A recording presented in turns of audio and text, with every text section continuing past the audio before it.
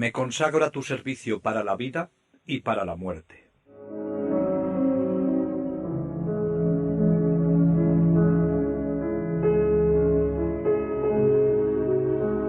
Cuando se van recorriendo las páginas de su diario espiritual, queda siempre patente su humildad al reconocer sus fallos, su deseo de superar toda manifestación de amor propio, su oración mental, vocal, el examen de conciencia en donde pone el máximo empeño en orar con devoción y sin distracciones.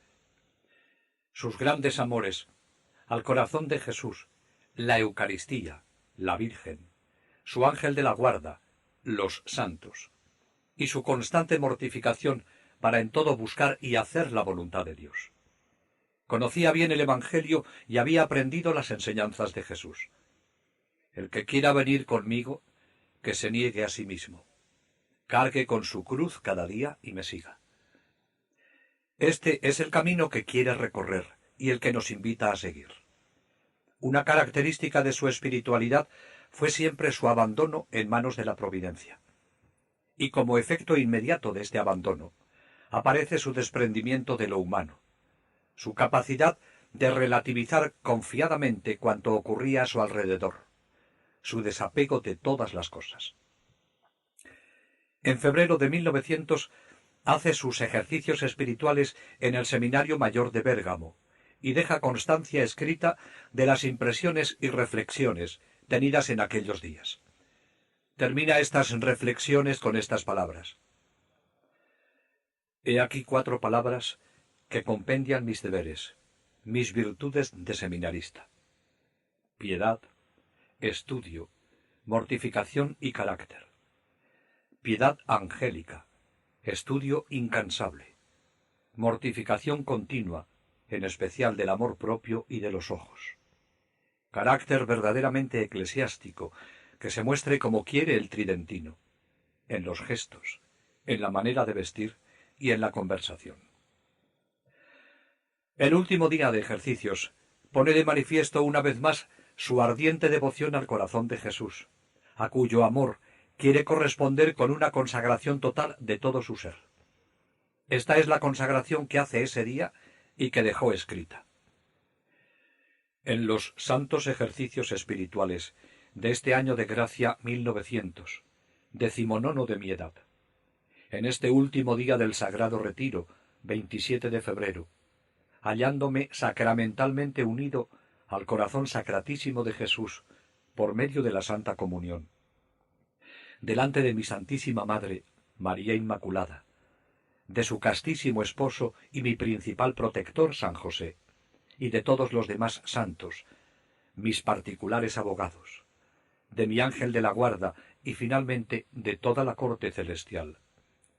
Yo, seminarista Ángel Roncalli, pecador, prometo a este sacratísimo corazón, con toda la solemnidad y la fuerza que puede tener este acto, mantenerme siempre, hoy y durante toda mi vida, puro, con la gracia de Dios, de todo apego, aun el más pequeño, a cualquier pecado venial voluntario.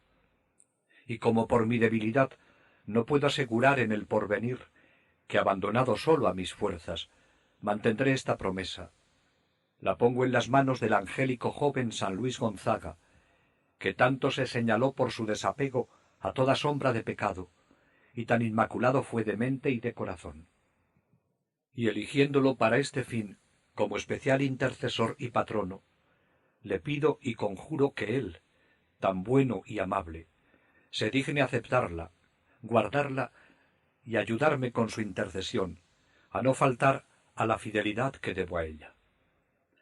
Vos, oh mi dulcísimo Jesús, aceptad esta pequeña prueba de mi afecto a vos, o al menos el deseo vivísimo que abrigo en mi pecho, de amaros de todo corazón, de consumirme de amor por vos, que sois mi amigo, mi padre, mi esposo amorosísimo. Miradlo, os lo suplico, con ojos complacidos, y lo que es más, añadid el apoyo de vuestra gracia, sin la cual, como vos mismo dijisteis a vuestros discípulos, antes de abandonarlos, y como yo sé muy bien, nada puedo. Corazón de Jesús, que ardes de amor a nosotros, inflama nuestro corazón en tu amor. En agosto de este año, al terminar el retiro mensual, anota: ¿qué he sacado de este retiro de hoy? He comprendido una vez más que para ser un buen seminarista, según el corazón de Jesús, me queda todavía mucho, muchísimo por hacer. Si se trata de humildad, apenas poseo las apariencias. Dentro queda todavía una buena dosis de amor propio, que no cesa de reclamarme sus derechos. Si se trata de caridad, sí, hay fervor, o al menos me parece que lo hay. Tengo buenos deseos, pero la verdadera caridad de los santos, la caridad a toda prueba, el amor fuerte, generoso a mi Dios, al corazón de Jesús, está todavía lejos. Entretanto, esperemos que se acerque. Si se trata de pureza, es verdad que gracias a mi Señora Inmaculada no siento tentaciones vivas contra ella. Pero debo confesar que tengo en la frente dos ojos que quieren ver más de lo conveniente, y a veces, inconscientemente, según creo, vencen al espíritu. Si se trata de mansedumbre, de tranquilidad, de dulzura, en una palabra, de todo lo que resplandece en la dulcísima figura de San Francisco de Sales, mi especial protector y modelo especialísimo, aunque no pueda hablar de excesos, tampoco tengo lo que yo desearía y con la gracia divina podría conseguir.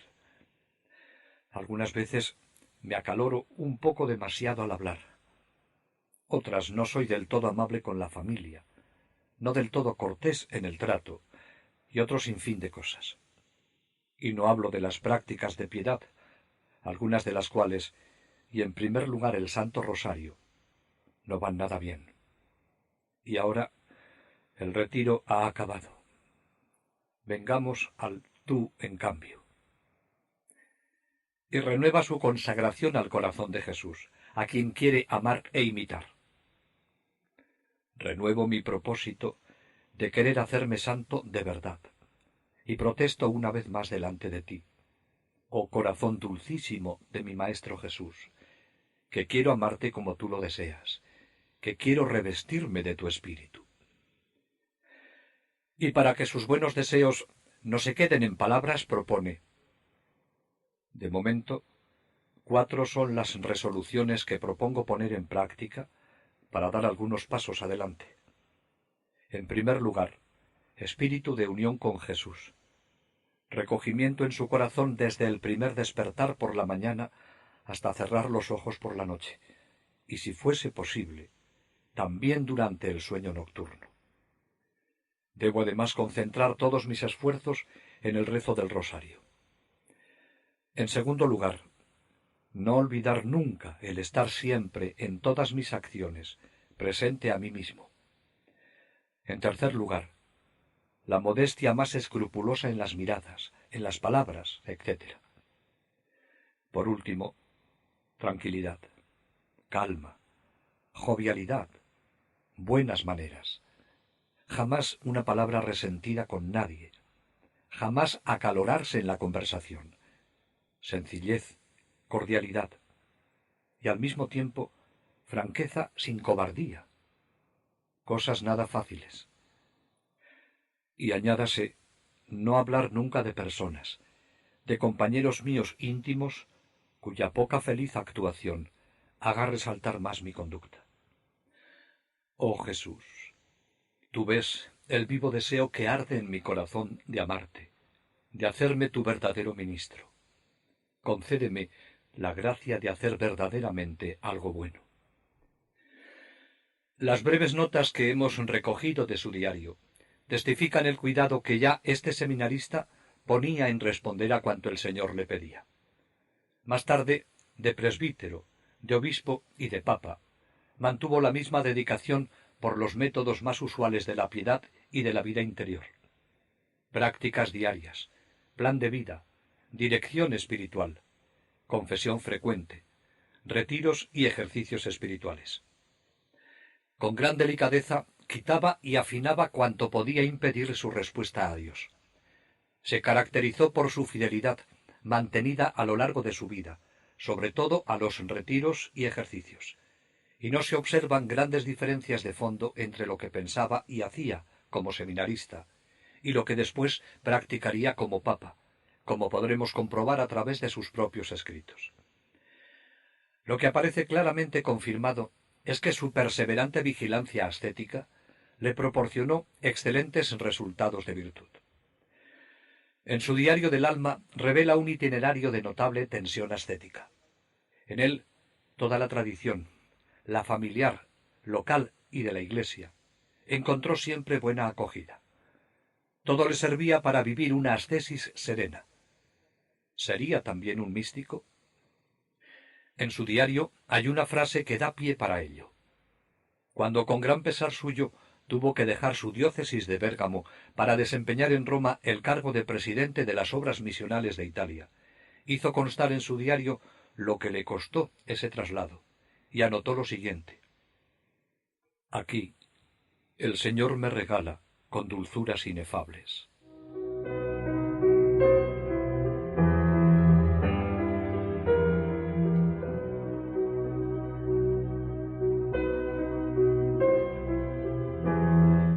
Los años de seminario pasaron para él con tan gran velocidad que eso mismo indica lo centrado que se encontraba.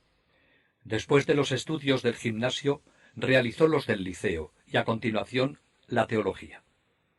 Aquí el seminarista se introduce en el corazón de los estudios sacerdotales, la ciencia sagrada, Sagrada Escritura, dogma, patrística, derecho, moral y ascética. Inició estos estudios de teología en 1899. Los compañeros reconocían en él una superioridad de madurez y equilibrio. Sus superiores tenían plena confianza en él y le encomendaron la inspección de los pequeños. Ángel soñaba ya con ser sacerdote de cualquier pueblecito de la diócesis, pero los caminos de Dios iban en otra dirección. A finales de 1900, a sus 19 años, empezaba el tercer curso de teología, penúltimo de su carrera sacerdotal. Como las normas de derecho canónico impedían ordenar sacerdotes antes de los 24 años, tuvo que esperar. Un canónigo de la Basílica Romana, bergamasco de origen, Flaminio Cerasoli, había dejado en 1640 sus bienes para la erección en Roma de un colegio que se llamaría Colegio Cerasoli, reservado a un número concreto de estudiantes bergamascos, especialmente clérigos, que desearan perfeccionar sus estudios. Con el paso del tiempo, el Colegio Cerasoli, a pesar de que conservaba una cierta autonomía, acabó teniendo su sede en el Seminario Pontificio Romano, y debido a su cercanía con la iglesia de San Apolinar, se le llamaría el Apolinar. Aquí iba a continuar sus estudios este aventajado seminarista. El 3 de enero de 1901, los seminaristas Ángel Roncalli, Guillermo Carozzi y Aquiles Balini, selectos entre los mejores del seminario de Bérgamo, salieron para Roma. Ángel era el más joven en edad y estaba ya en tercero de teología. Los otros dos, aunque mayores en edad, estudiaban el curso inferior, pero los tres decidieron comenzar el cuatrienio que se desarrollaría en un buen nivel académico. Son también años de intensa actividad en este colegio romano. Pronto destacan por su gran personalidad, su fuerza de voluntad y agudeza de ingenio, y gozan de la estima de los superiores. Ángel se adapta a la nueva vida con naturalidad. Su carácter era dócil y apacible. El rector muy pronto se dio cuenta de la perfecta observancia del nuevo seminarista. El profesor de dogma le estimaba por sus respuestas precisas y ordenadas. Toda su conducta manifestaba su equilibrio humano y espiritual. No eran años fáciles para los estudios católicos. La tormenta del modernismo se fraguaba con el deseo de irrumpir en las escuelas teológicas. Casi en el mismo curso de Ángel cursaba sus estudios el futuro padre del modernismo italiano. En el seminario circulaban opúsculos que trataban sobre las nuevas doctrinas. Ángel, con amable decisión, se negó a ver o hacer circular estos escritos. Y no por falta de amplitud para aceptar nuevas ideas, sino por desconfiar en la fidelidad de una teología desarrollada de espaldas al control de la Iglesia. Más tarde manifestará en sus notas su postura sobre este punto, y nadie mejor que él nos puede decir cómo pensaba y actuaba. Pero sabía superar estas diferencias y tratar con los compañeros confidencialmente y con simpatía. Él prefería guardar celosamente su alma fiel, con la limpieza con que había crecido en Soto y Monte, y al mismo tiempo conservaba su amabilidad externa. Era educado en la conversación.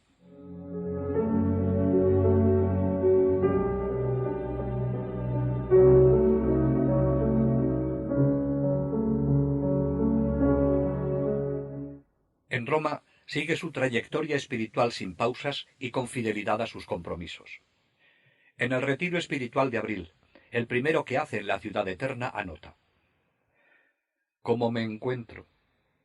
Ciertamente, no puedo quejarme de las gracias de Jesús.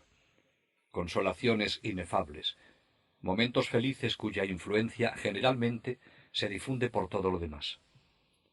Pero por lo que a mí se refiere, debo confesar que no ha cambiado nada del que era antes. Deseos ardentísimos de hacer de verdad un poco bien mis cosas y de amar como conviene a mi Señor. Deseos quizá un poco exagerados, pero no siempre inmunes de amor propio, de estudiar, de aprender mucho, de prepararme un buen bagaje de ciencia, para ganar por este camino almas a Cristo. Sin embargo, me faltan en realidad muchas cosas, y ante todo, una verdadera solicitud para hacer como conviene la meditación, rezar el Santo Rosario, ayudarme del examen general y particular, para avanzar cada día más en la renuncia a mí mismo, en la unión con Dios, en la práctica de la verdadera virtud. Después de proponer algunos puntos en los que poner especial atención, acude a San José como a su protector con toda devoción. Oh, mi buen San José, cuyo especial patrocinio exalta la Iglesia. A vos consagro de nuevo todo mi ser. A vos encomiendo estos propósitos. Que por vuestra intercesión pueda yo cumplirlos. Especialmente os pido la gracia del recogimiento en mis oraciones y de la práctica de la vida interior, como la admiro en vos. Concedédmela, os lo suplico, y continuaré amándoos y haciéndoos amar de los otros, para que todos puedan participar de los singulares favores de vuestro glorioso patrocinio.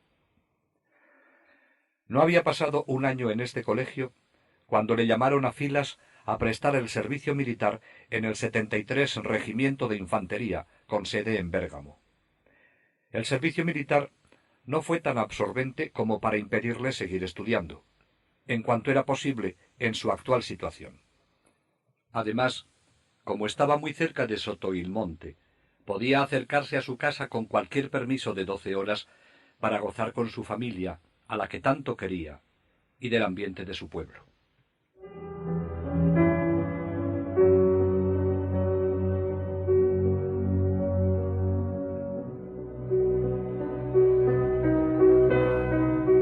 Al cabo de un año regresó a Roma.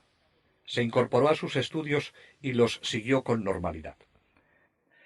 Del 10 al 20 de diciembre de 1902, hace sus ejercicios anuales con el padre Pitocchi, redentorista, que elegirá ahora como su director. Durante ellos toma numerosas notas. Tiene unas reflexiones hermosas, de las que podemos destacar algunas, como esta consagración que hace con motivo de la meditación del reino de Cristo. Tú me invitas a luchar en tu batalla, y yo no pierdo un minuto de tiempo. Con el entusiasmo que me dan mis 20 años y tu gracia, me inscribo animoso en las filas de tus voluntarios. Me consagro a tu servicio para la vida y para la muerte. Tú me ofreces como emblema y como arma de guerra tu cruz, con la diestra extendida sobre esta arma invencible. Te doy palabra solemne y te juro con todo el ímpetu de mi corazón juvenil fidelidad absoluta hasta la muerte.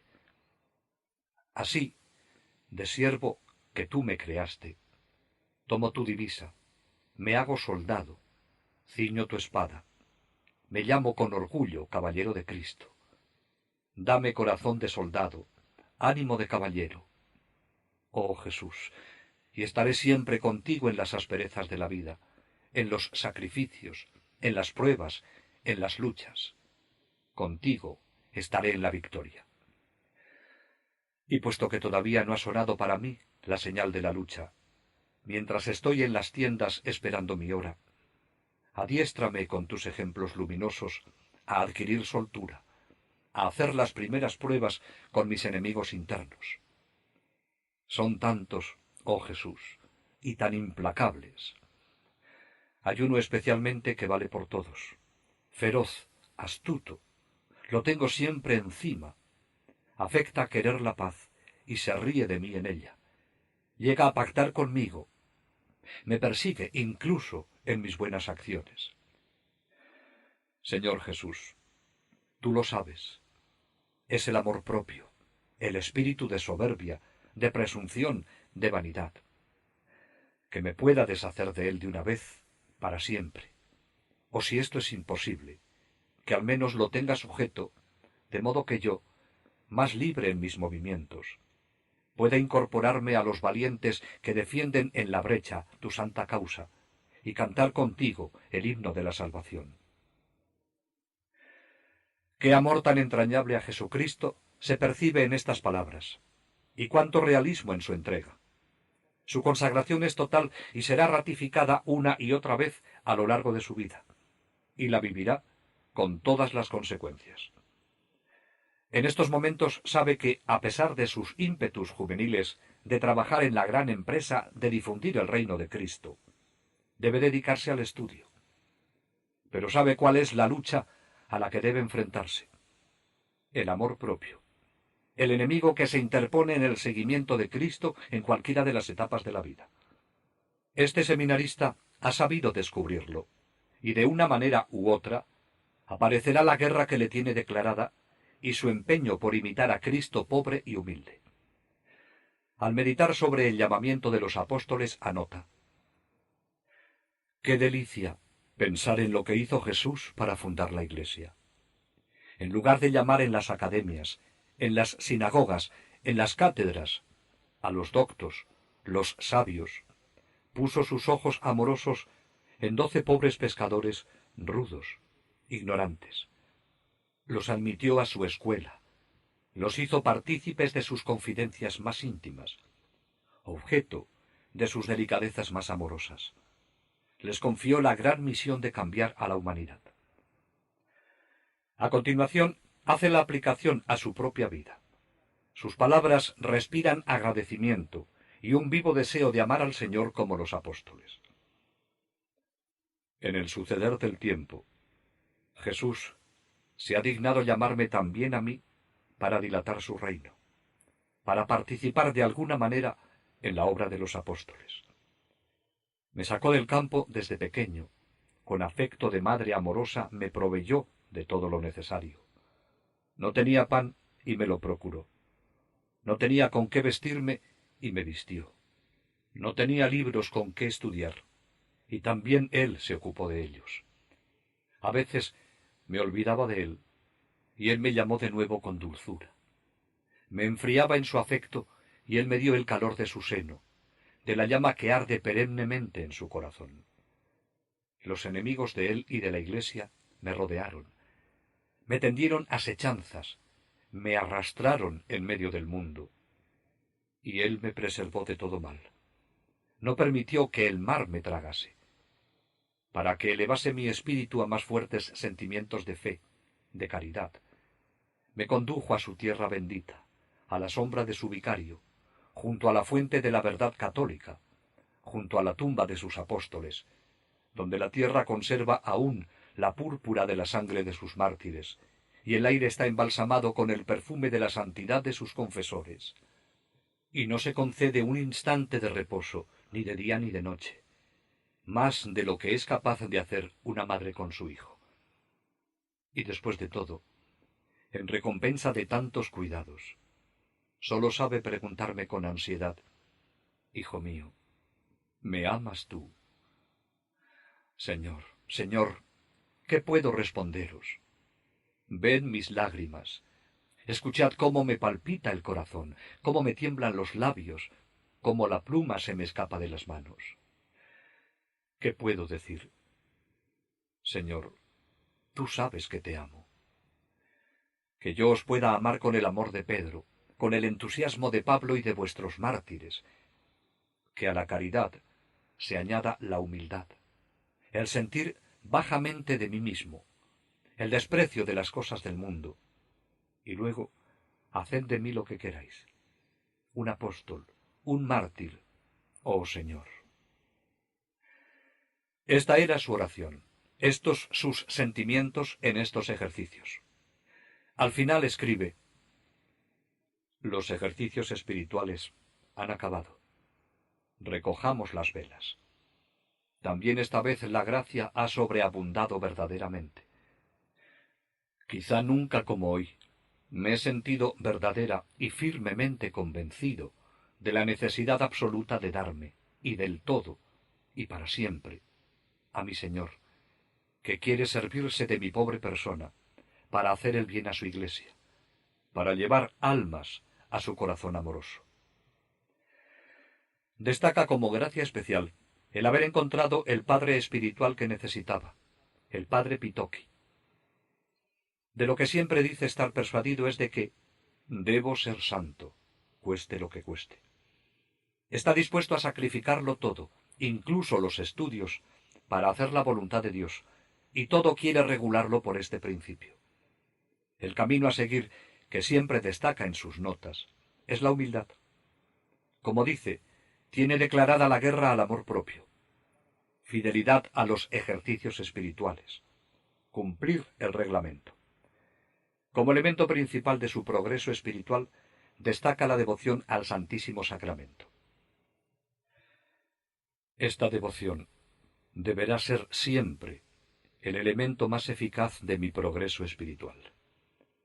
Me esforzaré por practicarla de modo que el afecto y la ternura al Divino Corazón sacramentado vivifiquen en mí todo, mis pensamientos, mis palabras, mis obras, y empapen cada uno de mis actos. De ahí, unión máxima con Jesús, como si mi vida debiera transcurrir enteramente ante el sagrario. Jaculatorias al Santísimo Sacramento. Gran devoción y afecto en las visitas, comuniones, etc. He de considerar que vivo solo para el Sagrado Corazón de Jesús. No olvida la mortificación, sobre todo de la lengua. De las mortificaciones corporales dice que pocas, pero continuas y sin atarse demasiado. De las devociones particulares dice que pocas, pero bien mantenidas. Y mantener siempre el ánimo alegre, lleno de paz, serenidad y libertad de espíritu en todas las cosas. Ante las faltas, expresa la sencillez y confianza con que las superará. Tras una falta, un acto de humildad profunda. Luego volveré a empezar alegre, sonriente siempre, como si Jesús me hubiese hecho una caricia, me hubiese dado un beso, me hubiera levantado con sus propias manos. Y reemprenderé la marcha seguro, confiado, dichoso en el nombre del Señor. En su vida espiritual no fluctuaba, iba siempre en la misma dirección. Tampoco olvidaba el orientar bien los estudios por los que sentía especial inclinación. En las notas espirituales de enero de 1903 escribe: los estudios en que me ocupo no deben serme motivo de distracción, sino al contrario, unas alas poderosas con que me eleve a Dios, me detenga en Él, gozo y preludio de la visión beatífica. Muchas veces, con los estudios, me sucede que olvido mis propósitos, pierdo la presencia de espíritu, me resulta menos atrayente la piedad. Siento que me falta el aire puro, oxigenado, que se respira en torno a la vida devota. He de atender a que mi estudio sea una oración continua, y la oración, un estudio ininterrumpido. Sobre todo, vigilancia a las superficialidades, ligerezas, manías en lo referente al estudio, a las cosas nuevas, libros nuevos, sistemas nuevos, personas nuevas. Ojo y atención en mis palabras a este respecto. Debo tener en cuenta todo y seguir con interés el movimiento ascendente de la cultura católica, pero con la debida proporción. Y unos días más tarde, con motivo de un consejo que les dio un profesor, anotaba: ayer, mi docto profesor de Historia Eclesiástica dio un consejo que me parece dirigido especialmente a mí. Leed poco, pero bien. Y lo que se dice de las lecturas, yo lo aplico a todo. Poco, pero bien. ¿Cuántos libros he leído en el transcurso de mis estudios, en vacaciones, en el ejército? ¿Cuánto me queda de ello? Nada o casi nada.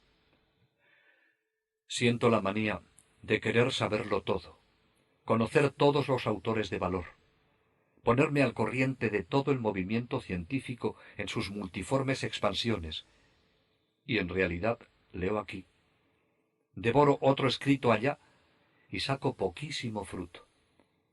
Por tanto, calma también en esto. Poco, pero bien. Es un buen criterio que le da buenos resultados.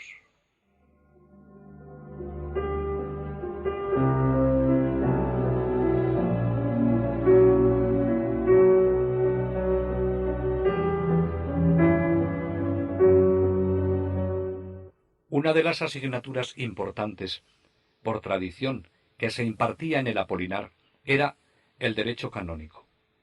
Y fue precisamente durante esta clase cuando tuvo la ocasión de conocer a quien muchos años más tarde sucedería en el pontificado. Durante estas clases, la atención de todos los alumnos se polarizó hacia aquel profesor alto, delgado, diáfano, que hablaba con tal propiedad en el lenguaje, con tal elegancia en el estilo y tal claridad en la exposición, que los conceptos más difíciles se convertían para los alumnos en cosas evidentes. Aristocrático, de una estirpe de abogados y financieros, su abuelo, según decían, había sido uno de los fundadores del Observatorio Romano. También se comentaba su profunda educación laica. Del Colegio Romano había pasado a la Universidad del Estado para cursar letras y filosofía, y al mismo tiempo, y de forma particular, estudió ciencias políticas y jurídicas. Más tarde fue al seminario en el Capránica, pero debido a su falta de salud, tuvo que salir y continuar los estudios como alumno externo.